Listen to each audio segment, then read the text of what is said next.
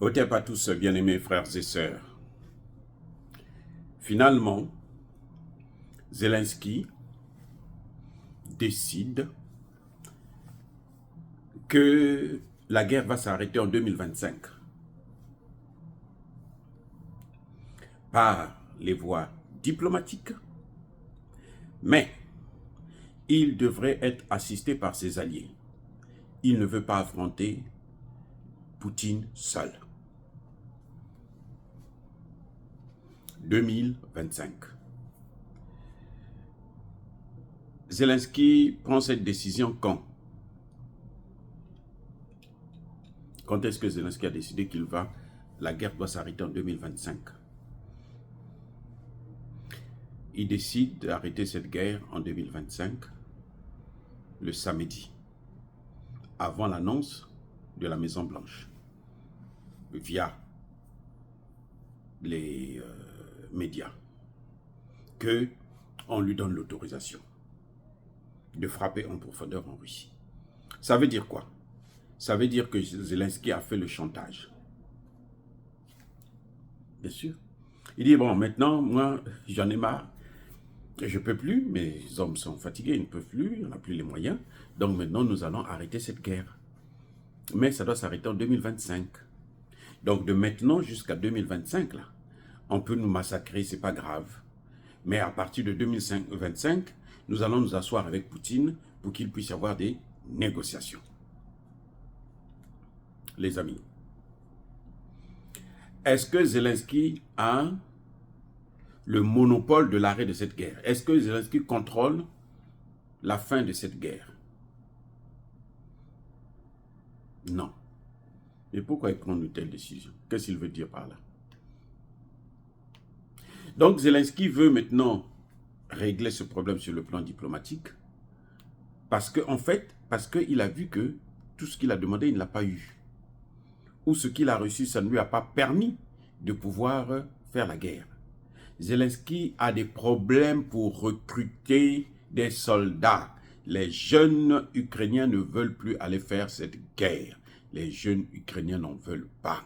La population ukrainienne, dans sa grande majorité, veut qu'il puisse y avoir des négociations. Eh oui. Donc Zelensky dit, c'est fini, ça y est, 2025, nous allons arrêter cette guerre. Or, ce n'est pas Zelensky qui peut décider à quel moment il faut arrêter cette guerre ou pas.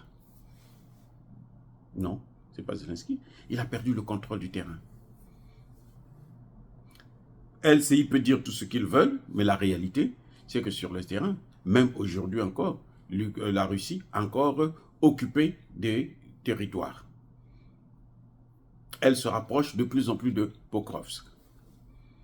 Donc, qu'est-ce qu'il veut dire par là? Et pire, c'est qu'il dit que ça doit se régler de façon diplomatique. La guerre doit prendre fin en 2025 de façon diplomatique. Je vais vous dire une chose. On sait quand est-ce qu'on commence la guerre, on ne sait jamais quand est-ce que ça va finir et comment, dans quelles conditions ça va finir. Vous voyez là, la Russie est en train de mener, non? Les Américains ont donné l'autorisation à Zelensky pour faire des frappes en profondeur. Mais, si la Russie réagit en utilisant l'arme nucléaire, ça peut déclencher quoi? Une troisième guerre mondiale. Qui connaît? Donc personne ne sait ce qui va se passer. Parce que cette guerre, on est en train d'aller d'escalade en escalade. Maintenant là, nous sommes au top niveau. Parce que tout ce que les États-Unis possèdent là, ils ont donné ça déjà à Zelensky.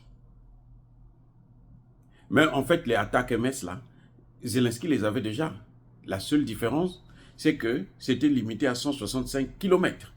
Maintenant, ça peut aller jusqu'à 300 km. Mais en réalité, ils avaient déjà ça. Ils utilisaient ça déjà dans le Donbass. Est-ce que ça a changé la donne? Je ne pense pas. C'est peut-être pour ça que les Américains, les Russes plutôt, ne s'inquiètent pas trop. Eh oui. Mais toujours est-il que les Russes peuvent prendre des dispositions pour embraser le pays. S'ils voulaient que ça soit réglé de façon diplomatique.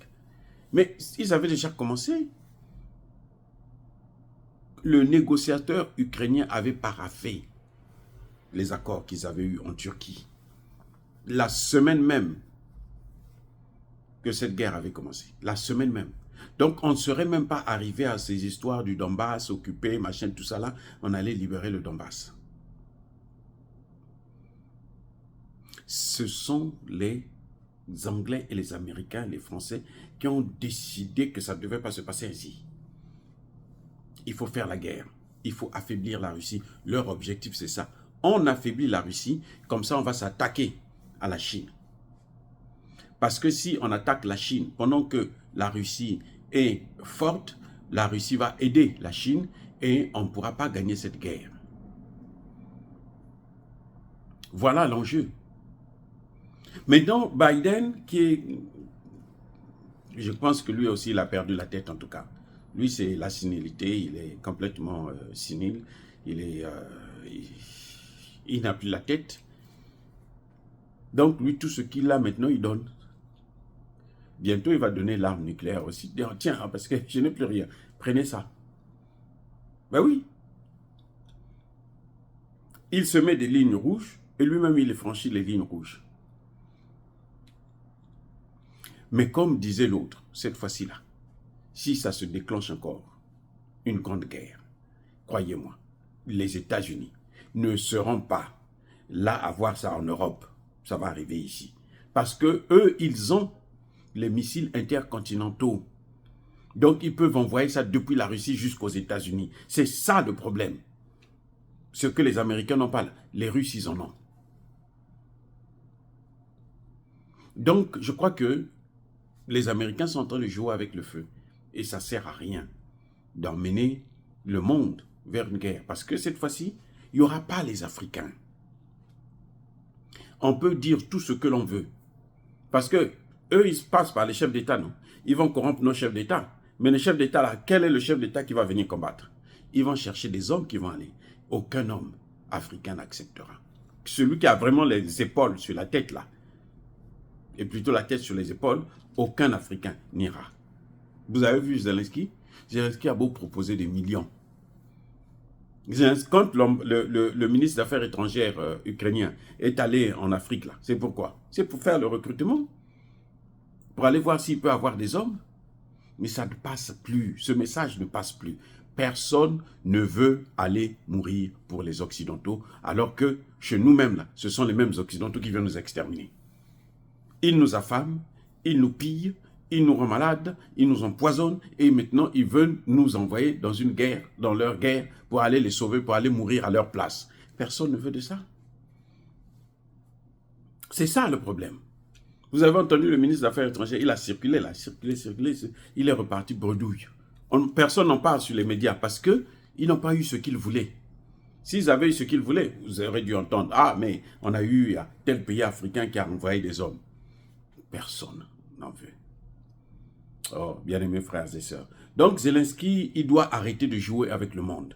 Il ne contrôle rien. Même les négociations se feront sur son dos. Vous avez vu l'Allemagne? L'Allemagne n'est pas passée par l'Ukraine. L'Allemagne est allée négocier avec la Russie pour l'Ukraine. Et les Américains, pour arrêter cette négociation, les Américains ont autorisé l'Ukraine à utiliser les missiles à longue portée pour provoquer Poutine. Mais Poutine a dû comprendre que ça ne sert à rien parce que j'ai déjà gagné la guerre, qu'on le veuille ou non. Les amis, soyez bénis, abondamment bénis par le Dieu des Kémites et par nos ancêtres angélisés. Mais que tous ceux qui persécutent le continent africain le pillent et le déstabilisent, qu'ils soient noirs, blancs, chinois, arabes, juifs, indiens ou qui qu'ils soient punis, maudits, foudroyés, neutralisés, écrasés, effacés par le Dieu des Kémites et par nos ancêtres angélisés. Vive l'Afrique éternelle, j'ai dit et j'assume.